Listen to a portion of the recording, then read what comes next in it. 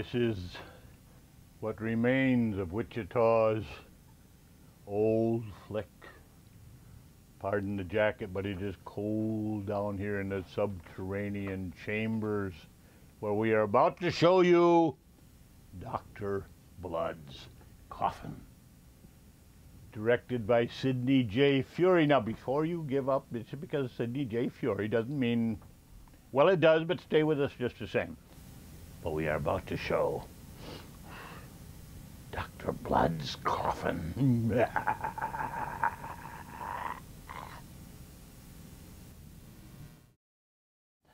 Hazel Court is our heroine tonight. One of her biggest fans, let's say, was Stephen King, who mentions her in his various novels.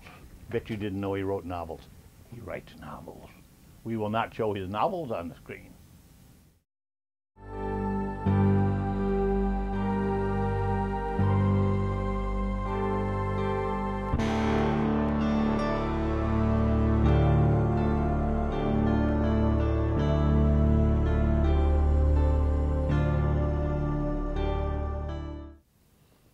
Are you impressed thus far? Keep this in mind. It's written here, it must be true. In 2009, director Martin Scorsese placed Sidney J. Furie's The Entity from 1982, not Dr. Blood's Coffin, no, The Entity on his list of the 11 scariest horror films of all time.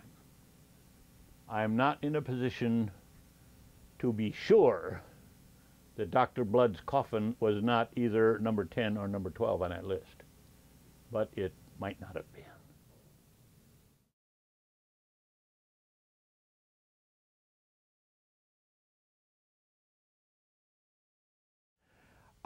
Old flick. It was significant that he was sitting in a worn-out, battered old chair, wearing an extremely unfashionable sweater. I'm not exactly a, well, as you can see, I'm something of a fashion leader, but I wasn't back then. Oh yeah, there's the old flick sign. The one that, here, let's get some of the dust off that. Turned it sideways and it read very unfortunately for the first week or so we were on. We didn't realize what it read until they broadcast it. And it was too late to do anything about it, but, well, we survived it. It was on late at night, so we didn't get any complaints that I know of. I'm not a man of sartorial elegance, but even I objected to that sweater. It was so incredibly drab. And outside the window, there was a light that flashed red off, that you know said either dance hall or liquor store or something like that. Second floor, shabby little apartment, a man of no achievement whatsoever. Old flick had only one thing going for him, that he did know something about movies. Welcome.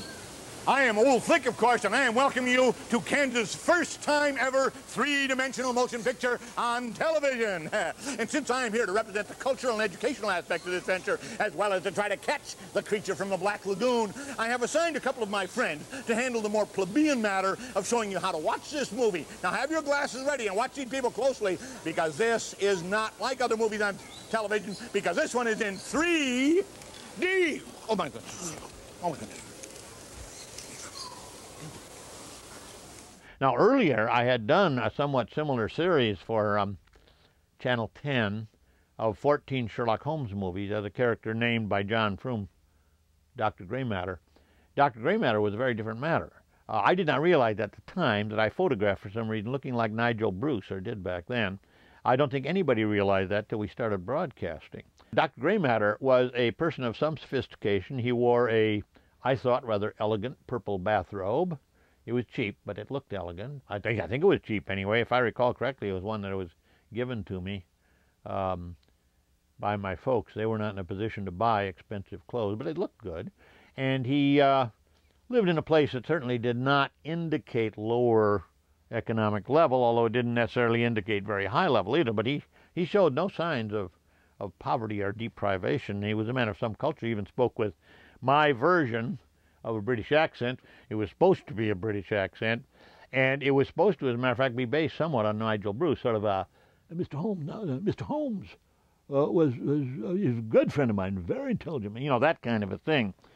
But that was not the vein that seemed to come natural to me. That's not what people generally put me in. I generally played people who were not spectacularly successful in life.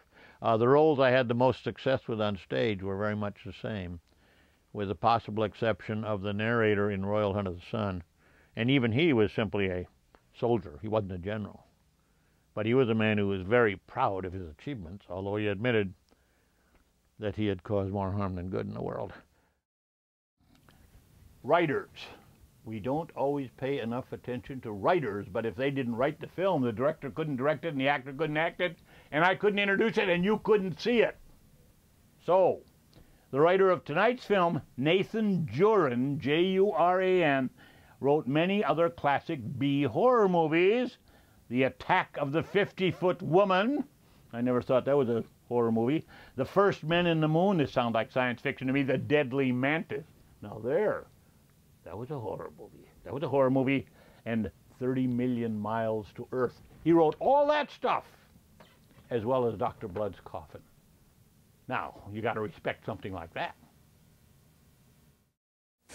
Oh, I've got all snagged. I'll never catch the monster at this rate. But you can catch the monster, though. Just put your glasses on and stand by, because we're about to start the revenge of the creature. If I can ever get this reel cleared, I'll get my own revenge on somebody or other.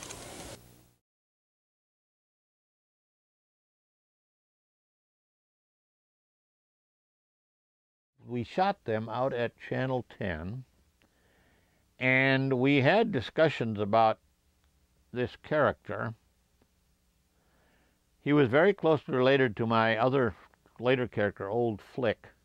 Both of them were very closely related to Archie Bunker, based on the notion of a person who was a very ordinary person, but who thought a good deal more of himself than that, but who had no real accomplishments in life. It's significant that Leonard Kratzlow, the potato chip man, for instance, only had this one thing that made his life worthwhile, was potato chips. He had one friend named Calvin that was mentioned.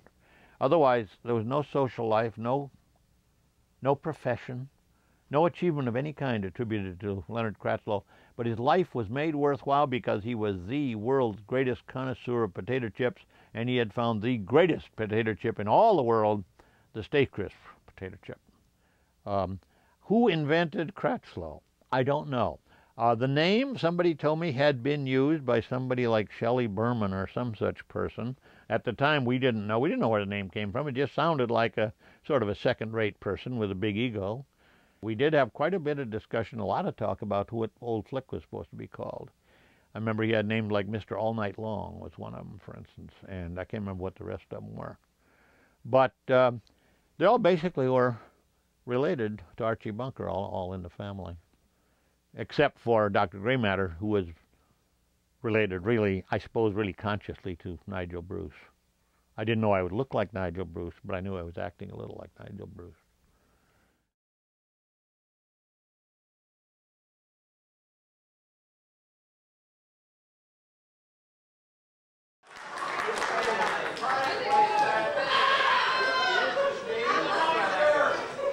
Ladies and gentlemen, Leonard Kratzlow. His first public appearance in what, 20 years? Erickson says you're just a bunch of low-brow hooligans and he won't have anything more to do with you. He went home. Your prize, and Mr. Potato Head watch. Okay, what are the only written words to appear in Star Wars? A, Death Star, or B, Tractor Beam? The only written words that appear in the movie. The whole introduction to read. You know this? Well, how many people are? Me. Okay. Erickson said he knew these rules would be too hard for this group.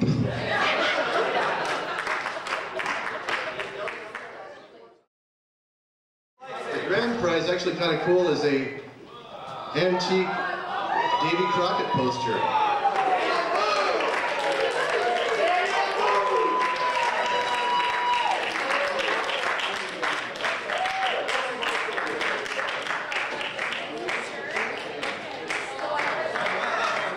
Thank you, Killian Enterprises, for the trivia contest. It says turn card. Turn card. Yes. I suppose you all noticed it was a Daniel Boone poster. Thank you, Leonard.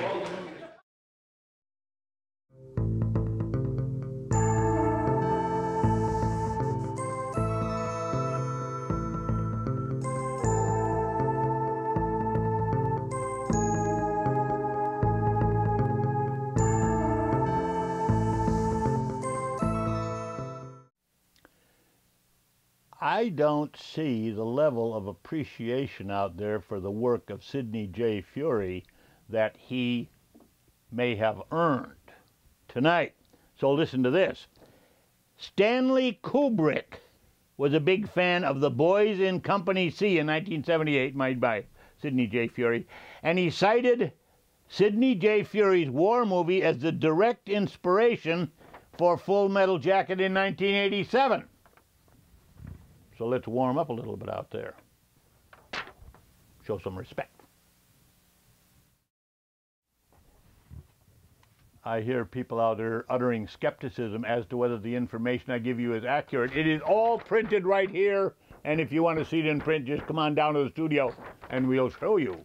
For instance, Kieran Moore, the star of tonight's film, who plays Dr. Blood, also played the hero in another classic sci-fi film, The Day of the Triffids, where he was forced to battle flesh-eating plants. I don't know whether we're ever going to have that one, but he did it, though. He did it. Well, old Flick can't find the creature from the Black Lagoon, but you can find the Revenge of the Creature in 3D right here in your home this Saturday at 6. If you get your 3D glasses at your local Quick Shop and tune into Cake TV 10, where you are now, Saturday at 6. I'll be hosting if I don't catch cold. So get your 3D glasses at the Quick Shop and be with us Saturday at 6.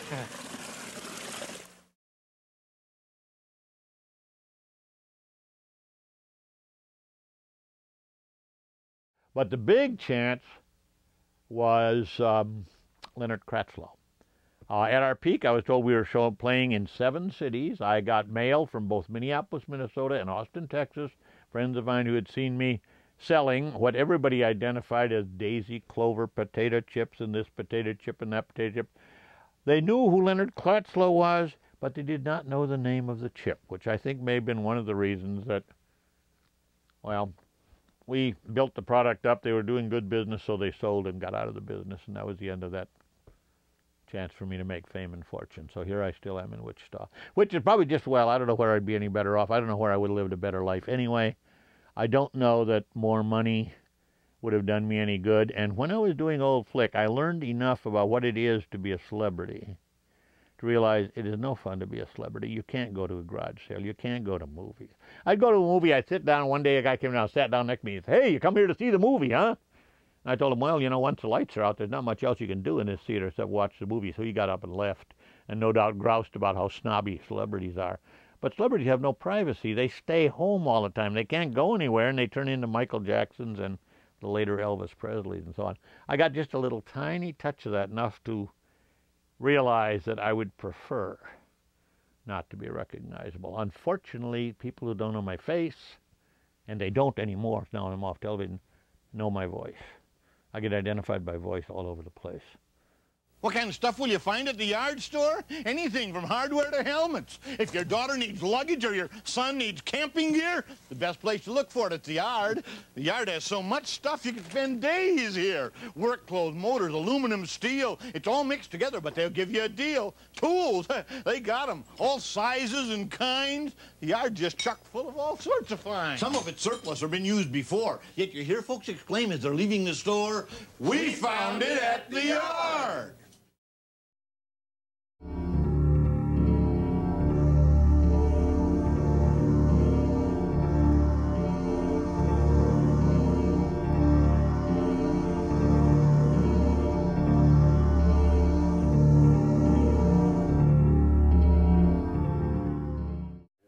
Hazel Court, who you must by now have noticed, playing Nurse Parker in tonight's film. Got her start as a horror queen, playing the role as Elizabeth in The Curse of Frankenstein in 1957. Now, you look it up. That was an important film. Curse of Frankenstein, 1957, Hazel Court, and we've got her here with us tonight. I hope you appreciate the things we do. Roger Corman, whom people of this series are surely familiar with, directed Hazel Court in 5 movies, including Premature Burial and The Mask of the Red Death. Like other scream queens of the era, it says right here, Court's roles often relied on her cleavage and her ability to shriek in fear and die horrible deaths. I think she could have got along on any one of the 3, especially one of them. Don't you?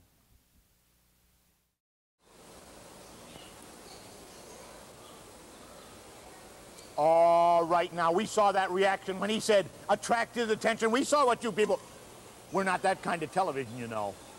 Anyway, I really don't think that the creature would be at all interested in Laurie Nelson. You know, I'll bet he would think he was sort of soft and squishy to the touch and pale and blonde as to color, you know. And she had long hair and no scales, none of those pretty little scales. And most of all, she doesn't have any of that nice, sensual coat of slime that keeps bodies from rotting when they live underwater, you know. Yes, indeed. However, racial memory of the time when he was a fully terrestrial creature, you see. That could account for his attraction to Laurie Nelson. More and more, I think I'm right. This creature was terrestrial and moved back into the water.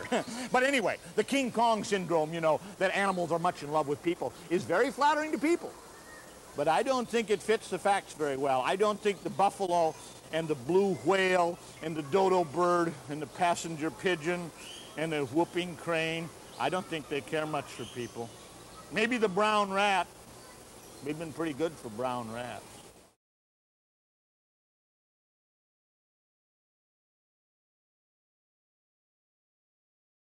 We had high hopes for King Kong Fu. Even Mary Jane Teal, who saw just the stills, said the production values looked really good.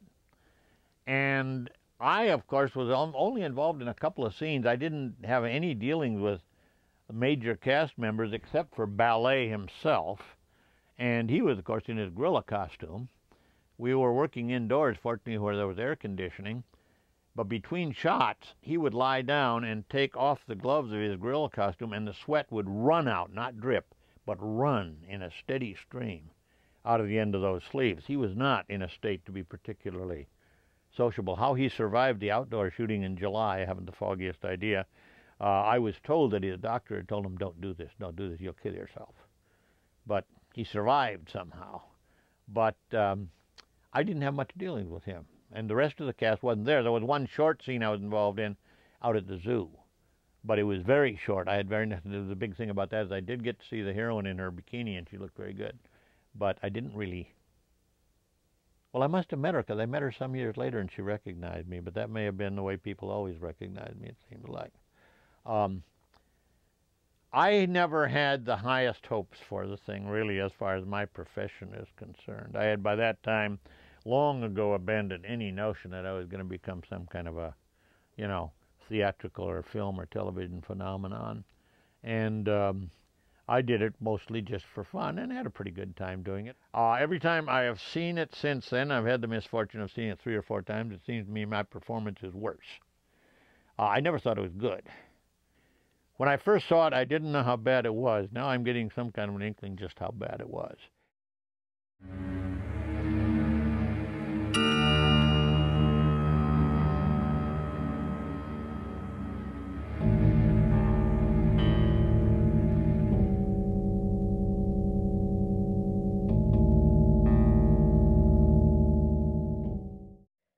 According to her friend Ingrid Pitt, Hazel Court was Hammer Films' first major star. This woman is part of history, and we are providing her to unite, free of charge.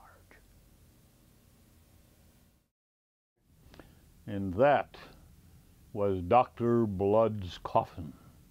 Hazel Court, Kieran Moore, presented to you by All That Remains of Wichita's not quite legendary, old flick.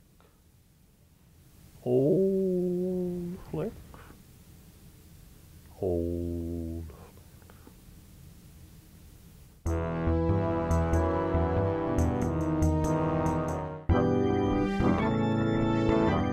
You are watching the Basement Sublet of Horror.